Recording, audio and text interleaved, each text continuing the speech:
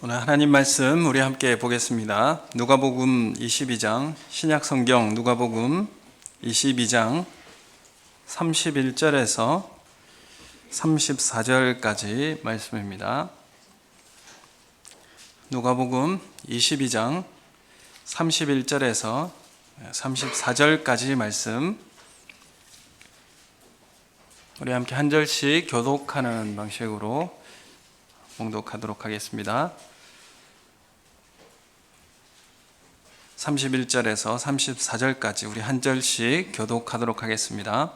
시몬아 시몬아, 보라, 사탄이 너희를 밀가부르듯 하려고 요구하였으나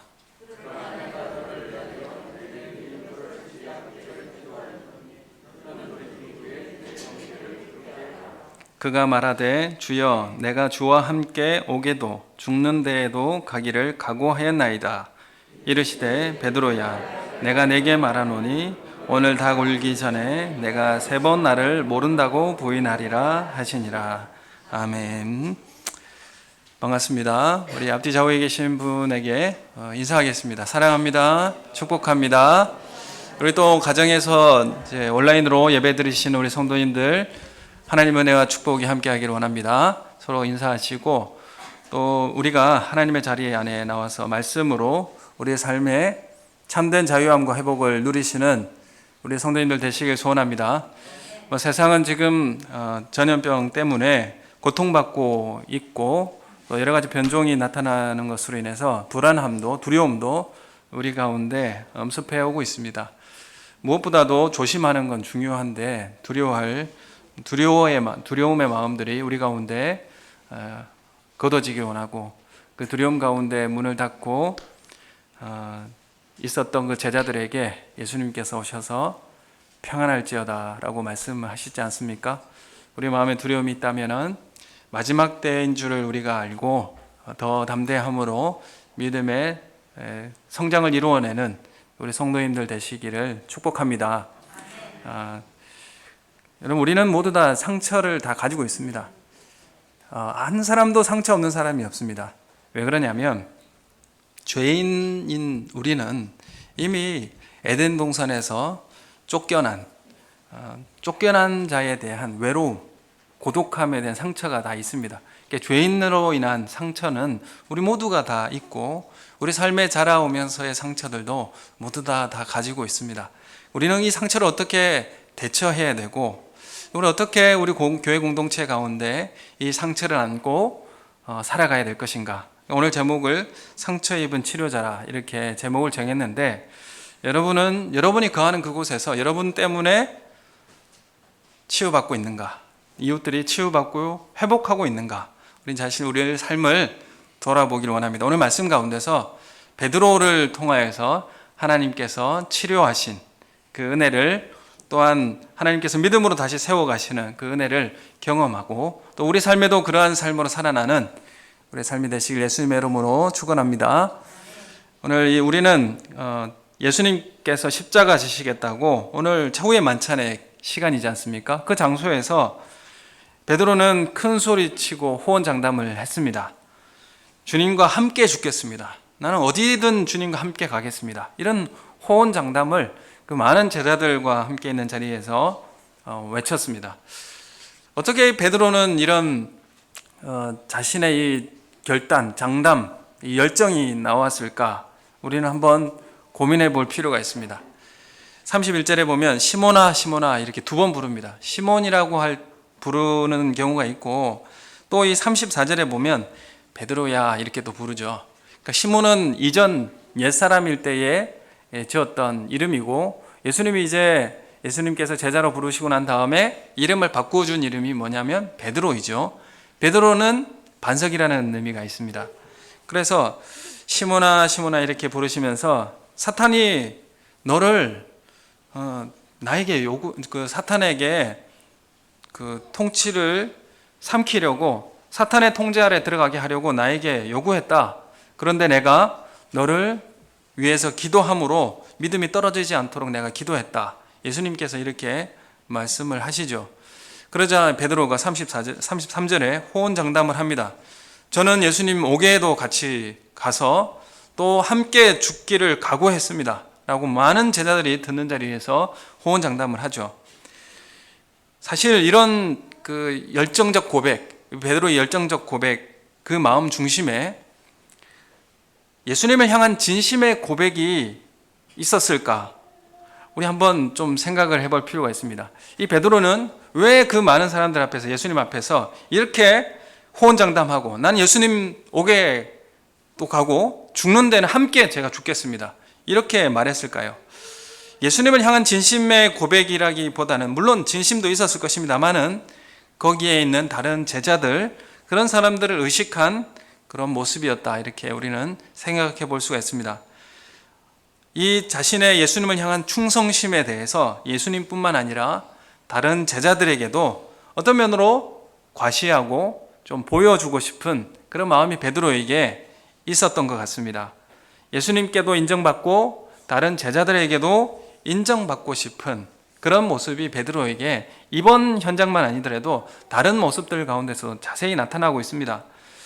왜 이런 장담을 과격하게 하는 걸까요? 베드로는 왜 이렇게 예수님과 오게도 같이 가고 함께 죽기도 하겠다고 이렇게 장담하며 호언장담을 할까요? 우리가 이런 열심이 나타날 때가 있습니다. 우리의 열심 가운데서 우리 내면에 무엇이 우리의 동기가 되어서 이런 모습이 나타나게 되는가? 베드로에게 있어서는 이런 모습은 비교의식이 자리 잡고 있었습니다. 오늘 본문과 평행적인 본문 가운데 있던 마가복음에서도 보면 이렇게 베드로가 고백을 해요. 다 버릴지라도 나는 그렇게 안 하겠습니다, 이렇게 말하거든요. 이 말은 이미 비교한 게 있어요. 다른 사람과 비교하는 것을 통해서 다른 사람 다 버려도 나는 그렇게 하지 않겠습니다. 베드로의 마음속에 비교의식이 그 가운데 자리 잡고 있었다는 것을 우리가 알게 됩니다. 베드로의 이 말에는 다 버려도가 강조가 되고 있습니다. 요한은 저는 안 버리겠습니다 라는, 다른 사람 다 버려도 나는 안 버리겠습니다 라고 하는 이 베드로의 마음속에 비교의식과 이런 열등의식이 그 마음속에 깊이 자리 잡고 있는 것을 우리가 알게 됩니다. 요한복음 21장에서도 보면 베드로에게 다시 사랑으로 회복시켜 주신 다음에 내 양을 먹이고 치라고 하는 사명을 주시면서 베드로에게 이렇게 말씀하시죠. 네가 원하는 대로 살지 못하고 최후의 영광스러운 죽음을 맞이할 것을 그렇게 예언을 하십니다. 그럴 때 그때에도 베드로가 뭐라고 말하느냐면, 예수님과 이 요한이 함께 있었는데 그 옆에 있는 요한을 의식하면서 말을 합니다. 사실은 이런 사명을 받았을 때에 베드로가 이렇게 말하는 게 맞죠. 예수님, 제가 마지막까지 최선을 다해 살다가 죽겠습니다. 주님이 말씀대로 제가 그렇게 살겠습니다. 그렇게 말하면 되는데 베드로가 뭐라고 말하느냐 하면, 요한은 어떻게 되겠습니까? 이렇게 물어봐요. 나는 그렇게 될 터인데 요한은 어떻게 되나요? 이렇게 물어봅니다. 이 베드로의 마음속에 어떤 면으로 강한 비교의식이 자리 잡고 있다는 것을 우리가 알게 됩니다. 우리가 살면서 이 비교의식이 없다고 하는 것은 사실은 있을 수 없는 것이죠. 항상 비교하고 또한 그 가운데 우리가 경쟁에 대한 그런 긍정적인 그런 도전도 받게 되어지는 건 사실입니다. 그러나 이 지나친 비교의식이라고 하는 것은 우리를 피곤하게 하고 우리를 나아가 좌절하게 만드는 것도 또 이 비교의식 가운데 나타납니다.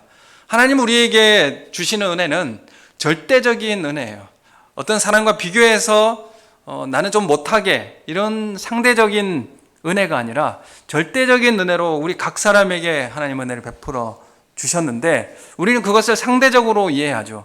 난 저 사람보다 좀 못한 삶을 살고 못한 그런 은혜를 받은 사람이다, 이렇게 느낄 때에 우리에게는 이미 우리를 좌절하게 만들고 또 우리 열등의식 가운데 사로잡히게 만듭니다. 그래서 항상 이런 생각을 가지고 살게 되면 빈곤을 느낄 수밖에 없죠. 상대적 빈곤을 느낄 수밖에 없고 나누어줄 수가 없습니다. 결국 우리의 자아상이 병들게 되는 것이죠. 여러분, 우리가 이 병든 자아상에는 이 열등감 아니면 우월감인데, 이것이 동전의 양면과도 같습니다. 우월감은 열등감의 표현으로 나타나는 경우가 많습니다. 왜냐하면 내면이 열등감에 사로잡혀 있으니까 겉으로는 더 우월감이 나타나게 되는 것입니다. 이 열등의식을 감추기 위해서, 열등한 것을 감추기 위해서 겉으로 더 우월한 것을 이렇게 표현하는 것이죠. 그래서 이 두 가지가 다 가지고 있는 것이죠. 그래서 베드로는 다른 제자들은 다 버려도 나는 버리지 않겠습니다. 나는 괜찮은 사람이니까 저한테는 염려하지 마십시오. 이게 담겨 있는 거죠. 예수님께도.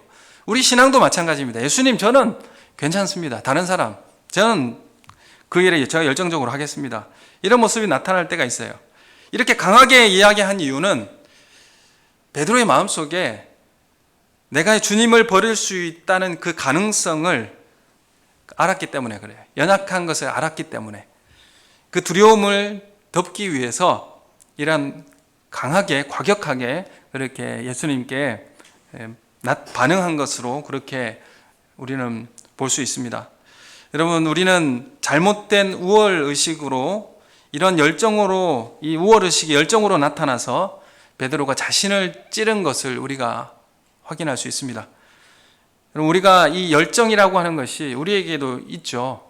여러분, 우리가 교회를 사랑하는 마음에 열정을 내고 또 열심히 일할 수 있습니다.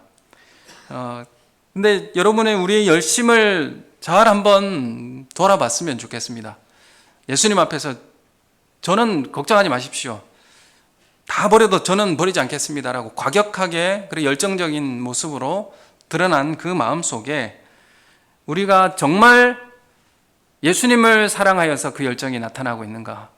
아니면 우리 마음의 연약함을 감추기 위하여서, 아니면 비교의식 가운데 나타나고 있는 열정은 아닌가? 우리 삶을 자세히 들여다보길 원합니다. 주님은 우리의 마음 중심을 아신다고 말씀하십니다. 우리 중심을 아신다는 말씀은 우리 마음의 동기를 안다는 것입니다. 우리의 마음의 동기, 우리가 이렇게 하는 동기가 무엇인가? 그것을 주님은 다 알고 계신다고 주님 말씀하십니다. 정말 우리의 열정이 예수님을 사랑하는 열정인가?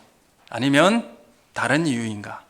우리 한번 오늘 말씀을 통해서 다시 우리의 삶을 돌아보는 그런 은혜가 있기를 예수님의 이름으로 소원합니다. 여러분, 하나님 나라에 대해서 앞선 시간에 말씀을 드렸습니다. 하나님 나라의 질서를 깨트리는 고질적 문제가 뭐라고 했습니까? 그것은 누가 높은가의 문제였습니다. 그 제자들 가운데 마지막 그 식사 시간에서도 누가 높은가의 문제로 인해서 다투었다라고 우리는 확인했습니다. 그래서 하나님 나라의 권위를 깨트리는 가장 고질적인 문제가 누가 더 괜찮은가? 누가 더 나은 사람인가? 이것에 대한 다툼이었습니다. 여러분, 우리는 교회를 사랑하는 열정이 나타나고 또한 이 교회를 사랑하는 열정이 과도한 열정으로 이렇게 표현될 때가 있습니다. 그러나 이 교회를 사랑하는 열정이라는 것도 권위를 무너뜨리는 방식, 그리고 질서를 깨트리는 방식으로 하면 하나님 나라를 깨트리는 곳으로 가게 될 수밖에 없습니다. 그래서 우리가 이 열정도 질서 안에서 세워낼 수가 있는 그런 성숙함을 가져야 하는 것입니다. 여러분, 교회 안에 질서는 무엇으로 주었냐면 직분으로 주었습니다. 그래서 우리가 그 직분을 맡은 사람들은 그 교회 안에 질서를, 하나님의 그 창조적 질서를 세우고 하나님의 통치의 질서를 세워내야 합니다. 여러분, 우리가 나이가 많고 경험이 많고 지식이 많고 재산이 많고 사회적 지위가 높은 것으로 이 직분의 권위보다 더 위에 군림하려고 한다면 그것은 하나님 나라가 견고하게 세워질 수 없을 것입니다. 여러분, 우리는 왜 서로 높아지려고 하는가? 뭐 겉으로 드러나지는 않지만 내면으로, 내면적인 마음으로도 나는 저 사람보다 좀 괜찮아 라고 하는 이 마음은 왜 우리에게 생길까요? 여러분, 오늘 이 비교의식과 이 베드로에게 강하게 과격하게 예수님께 고백하게 했던 그 내면에 누가 배후 조종하고 있었는가? 누가는 사탄이라고 지금 지목하고 있습니다. 사탄은 오늘도 우리의 상처를 사용합니다. 우리의 상처를 도구로 삼습니다. 그래서 하나님 나라를 파괴하는데 사용하는데 주저하지 않습니다. 여러분, 사탄은 오늘도 우리의 이 비교의식과 열등의식을 사용하여서 사탄이 원하는 나라, 사탄의 통제 아래 들어오게 만드는 그런 청구를 합니다. 우리는 서로를 기능적으로 서로 비교하지 않습니다. 누구는 할 줄 알고 누구는 못하고, 이런 비교가 우리 가운데 있습니까? 하나님께서 우리를 기능적으로 구분하던가요? 너는 이거 못하니까 넌 내 자녀 될 수 없어, 그렇게 말씀하시던가요? 아니죠. 여러분, 넌 이거 못하니까 넌 내 자녀 아니야, 예수님 그렇게 우리에게 기능적으로 대하셨나요? 아니죠. 예수님 우리에게 인격적으로 대하셨습니다.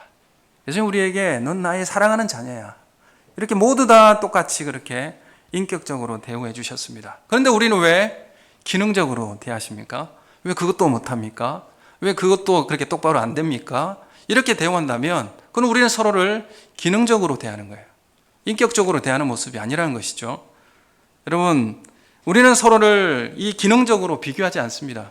또한 이 기능적으로 비교하는 것을 통하여서 비교 우위에 있으려고 하는 그런 모습도 우리 교회 공동체에는 있을 수 없는 일입니다.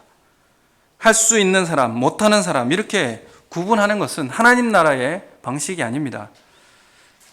우리는 한 사람 한 사람이 비교 우위의 평가로 그렇게 존재되는 그런 모습이 아닙니다. 우리 존재 자체는 놀라운 것입니다. 그래서 모두 다 평등한 거예요. 나를 특별히 창조하시고 우리 모두 나와 똑같은 사람이라는 것을 존중해주고 인정하는 것이 하나님 나라의 공동체예요. 내가 어떤 일을 잘해야 가치 있는 그런 우월한 존재가 되는 것은 아니라는 것을 분명하게 말씀합니다. 에베소서 2장 10절 말씀에 보면 이렇게 말씀하시죠. 우리가 잘 아는 말씀입니다. 에베소서 2장 10절에 우리는 그가 만드신 바라 그리스도 예수 안에서 선한 일을 위하여 지으심을 받은 자니 이 일은 하나님이 전에 예비하사 우리로 그 가운데서 행하게 하려 하심이라. 아멘. 이렇게 말씀하고 있는데 에베소서 2장 10절에 우리는 그가 만드신 바라 이렇게 고백하고 있어요. 사도 바울이 에베소 교회 성도들에게 이렇게 말하는 거죠. 우리는 하나님께서 만드신 자다 이렇게 말씀하고 있는데 여기서 이 만드신 바 이 말 단어가 그 원어가 뭐냐면 포이에마입니다. 포이에마인데 이 포이에마가 어디로 근원이 그 어원이 되냐면 포엠이라고 하는 어원이 됩니다. 이 포엠이라고 하는 건 영어로 시라는 뜻이잖아요. 그래서 우리는 하나님의 만드신 바라는 것은 하나님의 시다 이렇게 바꿔 읽을 수가 있어요. 우리는 하나님의 그러니까 작품이라는 것을 말씀하고 있어요. 우리는 하나님께서 만드신 바다. 우리 한 사람 한 사람 하나님께서 특별하게 만드신 작품이라고 이렇게 말씀을 하고 있어요.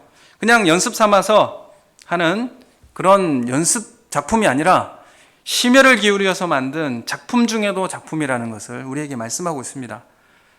이 시라고 하는 것은 글 쓰는 사람들에게 들어보면 글 쓴다는 것이 얼마나 힘든 일인가 우리는 잘 알게 되는데 글 중에서도 가장 많은 고통을 겪게 되는 글은 바로 시입니다.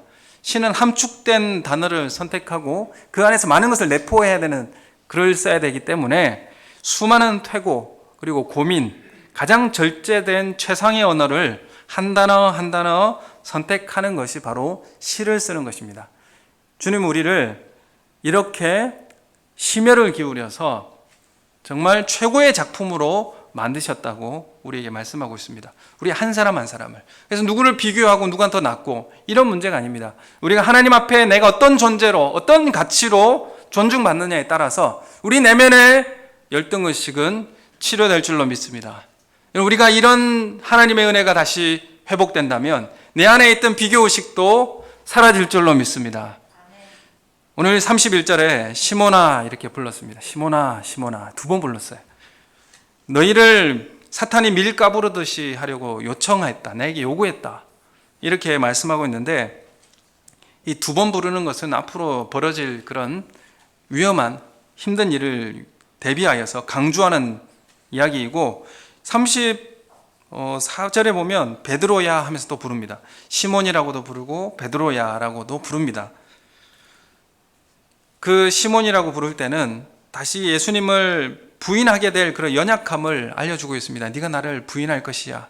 이것을 통해서 사탄이 너희를 밀가부르듯 하고 그 사탄의 통제 아래 들어가게 만들려고 나에게 요구했어. 이렇게 예수님 말씀하고 있는 것입니다. 이 밀가부르듯 하려고 이게 채를 이렇게 키질을 하는 거죠. 키질을 하는 것은 알곡은 남겨두고 이제 껍질이나 가벼운 것은 날려보내기 위해서 하는 게 키질이잖아요. 그래서 사탄이 지금 뭘 하고 있는 겁니까? 키질을 하듯이 동요를 일으켜서 그 제자들의 믿음을 시험하여서 넘어뜨리고 사탄이 지배하겠다는 그런 의미가 담겨 있는 것입니다.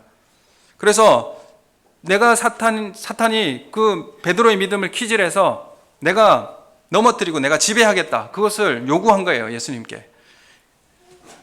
사탄이 그 정말 베드로가 진짜 제자인지 시험해보자고 그렇게 예수님께 이제 말한 거예요. 그래서 제자들이 신자로 서느냐 넘어지냐를 가름할 사탄의 시험에서 살아남을 수 있는가. 우리 신앙생활 가운데 이 믿음이 견고하게 세워지고 아니면 믿음이 넘어질 것인가에 대한 기로에 우리는 항상 서게 됩니다. 시몬만이 아니라 시몬을 부르고 있지만은 31절에 보면 시몬아 시몬아 보라 사탄이 너희를 이라고 부르고 있어요. 시몬을 포함한 제자들 전체를 말하고 있습니다. 그래서 시몬한테만 이야기하는 것이 아니라 이 말씀을 듣는 모든 그리스도의 제자들에게 지금 말씀하고 있는 거예요. 너희를 넘어뜨리려고 한다고. 예수님은 이 믿음이 떨어지지 않도록 하기 위하여서 32절에 보면 이렇게 말씀하고 있습니다. 우리 32절 말씀 우리 함께 읽겠습니다. 32절 시작. 그러나 내가 너를 위하여 내 믿음이 떨어지지 않기를 기도하였노니 너는 돌이킨 후에 내 형제를 굳게 하라. 아멘.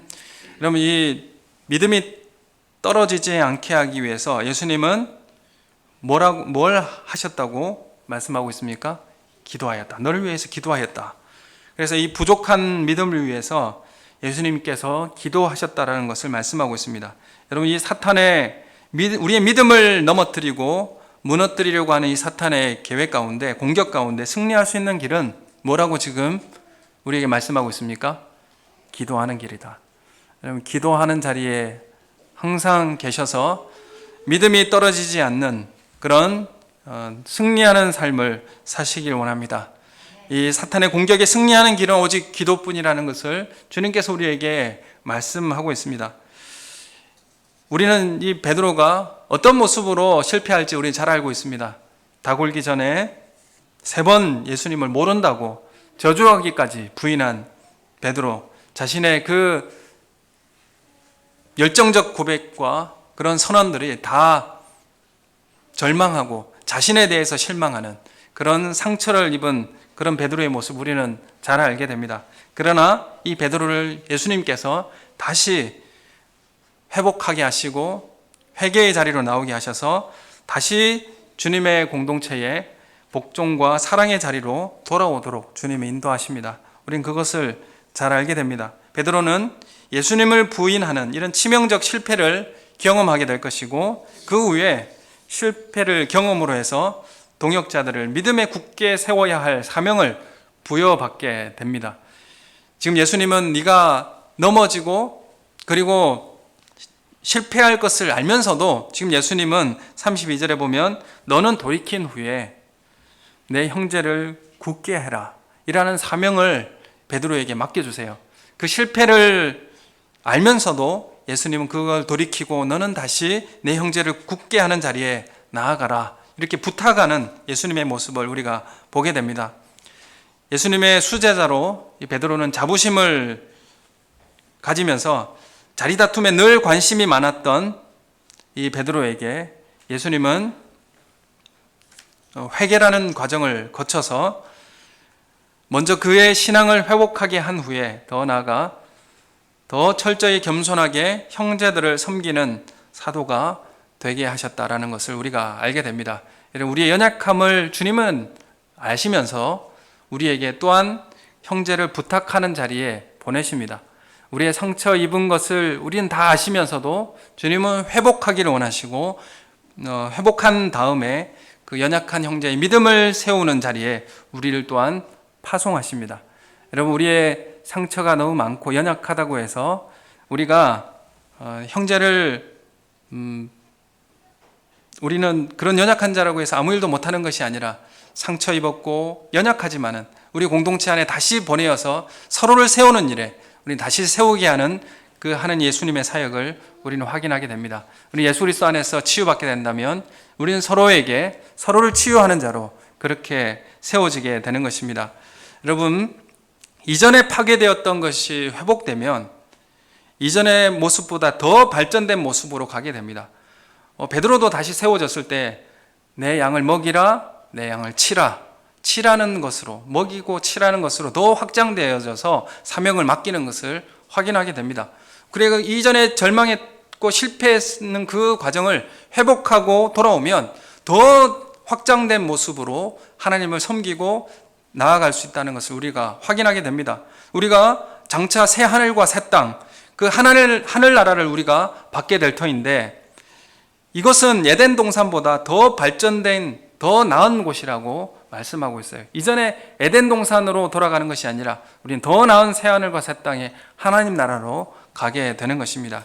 그래서 우리의 믿음이 실패할 수 있습니다. 우리의 신앙생활도 좌절할 수가 있습니다. 중요한 것은 돌이켜 다시 회개함으로 형제를 굳게 하는 자리에 오시는 것입니다. 주님 우리를 그렇게 부르고 계십니다. 괜찮다고 말씀하세요. 여러분, 그 연약함도 다시 치료가 될 수 있다고 말씀하세요. 돌이킨 후에 다시 섬기고 다시 사랑하는 자리에 다시 오셔야 합니다. 다시 돌아오시는 우리 성도님들 되시기를 예수님의 이름으로 소원합니다. 이런 것 저런 것 교회에서 겪고 나서 다시는 내가 하는가 봐라 이렇게 생각할 때가 참 많이 있습니다. 그렇지만 주님은 그걸 다시 회복한 후에 다시 섬기고 더 나은 자리로 나아가 사랑하고 공동체를 세우는 자리에 나오라고 그렇게 요청하시는 분이시죠. 그 예수님을 만나시는 우리 성도님 되시기를 소원합니다. 예. 우리 이 책을 우리는 잘 알게 됩니다. 이 책을 한 가지 소개하고 오늘 말씀을 마칠까 하는데, 헨리 나우엔이라고 하는 사람은 상처 입은 치유자라는 책을 썼습니다. 오늘 제목과도 똑같이 제가 썼는데 그 책 내용을 조금 제가 수정해서 제가 한번 읽어보면, 내 상처에 대한 뼈아픈 인식을 통해 우리는 자신의 한계를 초월할 수 있고 존재의 경계 너머에 있는 것을 바라볼 수 있게 합니다. 이렇게 기록했어요. 참 내용이 깊은데, 내가 내 자신의 한계와 연약한 것을 아는 사람이 다른 사람을 진정으로 섬길 수가 있게 되는 것입니다. 내 한계를 알고 내 연약함을 경험한 사람이, 그 사람이 다른 사람도 세워줄 수가 있고 그 연약함을 치료해 줄 수가 있어요. 여러분, 우리는 이런 공동체가 되길 원합니다. 여러분이 속해 있는 공동체, 우리 교회 공동체가 치유자로서 여러분들이 파송되어 서서 형제를 섬기고 사랑하는 자리에 여러분이 있습니까? 여러분의 공동체 소그룹 가운데 들어가셔서 치유자로 여러분이 그 가운데 서 계십니까? 여러분, 내가 치유자로 우리 공동체에 있으려면 한 가지 선결 조건이 있어요. 여러분 공동체 안에서 내가 편안한가 한번 테스트를 해보십시오. 내가 내 공동체 안에 들어가면 편안함을 느낍니까?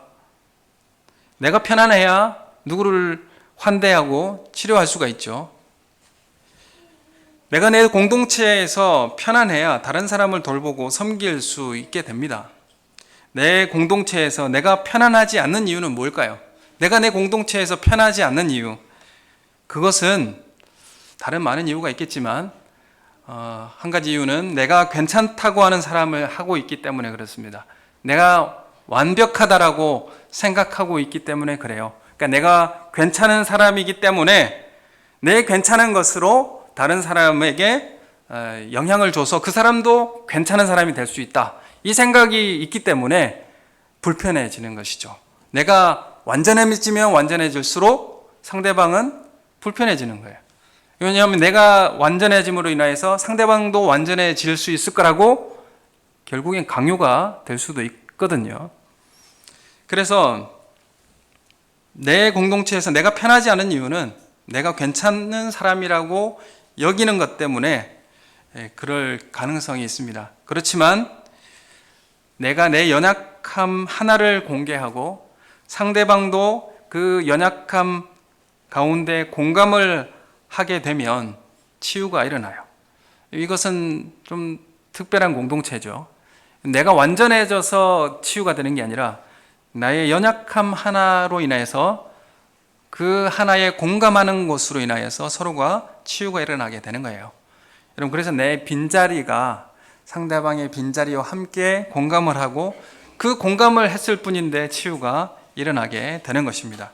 여러분, 이 교회 공동체가 치유의 공동체가 되는 이유는 상처가 치료되고 아픔이 경감되어서가 아니라 우리가 서로의 나약함을 공유하는 가운데서 우리의 새로운 기회의 소망이 되기 때문에 그렇습니다. 더 나은 공동체의 모습으로 나아갈 수 있기 때문에 그렇습니다. 사실 그게 완전히 치료된다 그런 것은 아닐 것입니다. 그러나 그것에 대해서 위로받고 격려받고 또 이제 공감할 때에 우리는 이 공동체가 그 가운데 더 나은 공동체의 모습으로 나아가는 그런 발판이 되는 것입니다.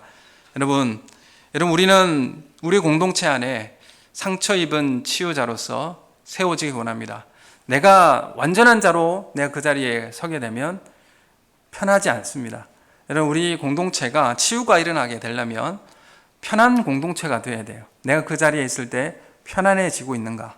그래야 내가 환대할 수 있는 것이죠. 그 방법은 우리의 연약함을 내가 직면하고 내 연약함을 하나만, 너무 많은 것을 공개하면 어떻게 되죠? 부담스러워합니다. 여러분, 한 가지만 공유하고 그것으로 함께 공유할 수 있는 공동체가 된다면, 그러면 더 나은 공동체의 모습으로 나아갈 줄로 믿습니다. 왜 예수님께서 베드로를 치유하시고 다시 공동체를, 너의 형제를 굳게 하는 자리로 그렇게 파송하실까요? 여러분, 우리도 그렇게 파송하실 줄로 믿습니다. 여러분, 어떤 상처가, 어떤 아픔이, 어떤 좌절이 여러분 가운데 있어서 여러분을 괴롭히십니까? 여러분, 다시 예수 그리스도 안에서 회복하시고 회복을 경험하시고 다시 우리 형제 가운데서 파송되어서 형제를 다시 굳게 세워지는 그 자리에 나아가시는 우리 성도님들 되시기를 소원합니다. 예수님은 이 베드로의 부인을 정확하게 예언하셨고, 그리고 처음에는 시몬이라고 불렀지만 이 사명을 부여할 때는 뭐라고 부르시냐면 베드로야 이렇게 부르십니다. 베드로야, 네가 이렇게 부인할 터인데 너는 돌이킨 후에 내 형제를 굳게 하라 이렇게 부탁하고 있습니다. 베드로라고 부르는 것에는 베드로가 믿음에 실패해서 돌이킨 후에 그 말의 이름의 뜻처럼 반석이 되어서 굳게 세워지기를 원하는 마음으로 예수님은 베드로를 부르고 있습니다. 여러분, 오늘도 예수님은 여러분을 베드로로 이렇게 부르시길 원하십니다. 여러분의 현장에서 여러분에게 부탁하는, 우리 공동체를 너에게 부탁해 라고 우리에게 부탁하시는 그런 사람이 되시면 좋겠습니다. 여러분 내면에 있는 소리를 듣지 마시고 주님의 음성을 들으시기 원합니다. 그래서 여러분께서 정말 예수님이 여러분에게 부탁할 수 있는, 내 교회를 너에게 맡길게, 부탁할게, 내 형제를 좀 굳게 하라라고 그렇게 요청할 수 있는 그런 성도님들 되시길 원합니다. 이전에 베드로는 누가 높은가 낮은가의 그런 제자들이었는데, 그런데 예수님은 네 형제라고 지금 부르고 있습니다.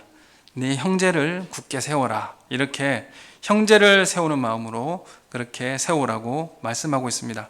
여러분, 내 상처와 연약함에 직면하시고, 그래야 해서 상대방이 내 안에 거할 이 빈 공간이 마련되어서 서로를 믿음으로 견고하게 만들어가는 그런 교회 공동체가 되시기를 예수님의 이름으로 축원합니다. 우리 함께 기도하겠습니다. 하나님 아버지, 우리가 사랑받기만 원하고 또한 내 상처를 드러내고 또한 그것을 감추기 위해서 더 강한 우월의식으로 나타난 우리의 잘못된 열정들이 예수 그리스도 안에서 치료받게 하여 주시옵소서.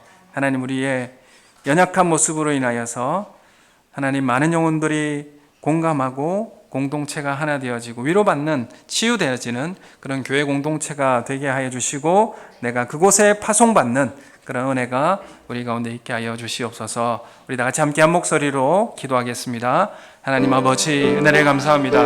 하나님, 나를 특별한 존재, 하나님의 특별한 창조 피조물로 우리를 만들어 주셔서 하나님의 작품으로 우리를 만들어 주셨는데, 하나님, 우리가 그 거하는 자리에 연약함을 알면서도 주님께서 우리에게 하나님의 교회, 주님의 나라를 우리에게 맡기시는 주님의 은혜를 경험함으로 우리가 다시 섬김의 자리로, 다시 사랑의 자리로 나아오는 귀한 은혜가 우리 가운데 있게 하여 주시옵소서. 우리 내 안에 있는 이전의 모든 상처와 좌절감과 실패가 예수 그리스도 안에서 돌이키고 치료받고 회개하는 역사가 우리 가운데 있게 하여 주시옵소서. 다시 내 삶의 연약함을 직시하며 우리 공동체로 나오고 섬김의 자리로 나오고 교회 공동체를 세우는, 하나님 나라를 세우는 그런 삶으로 서게 하여 주시옵소서. 하나님, 우리를 다스려 주시고 우리를 통치하여 주시옵소서.